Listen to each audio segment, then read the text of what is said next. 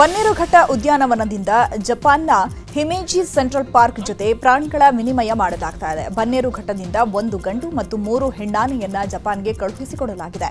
ಪ್ರತಿಯಾಗಿ ಬನ್ನೇರುಘಟ್ಟ ಉದ್ಯಾನವನಕ್ಕೆ 4 cheetah, 4 Jaguar, 4 Puma, 3 chimpanzee ಮತ್ತು 8 ಕ್ಯಾಪುಚಿನ್ ಕೋತಿಗಳು ಆಗಮಿಸಲಿವೆ. ಇನ್ನು ಬನ್ನೇರುಘಟ್ಟದಿಂದ ಆನೆಗಳ ಸಾಗಣೆ ಕಾರ್ಯ ಆರಂಭವಾಗಿದೆ.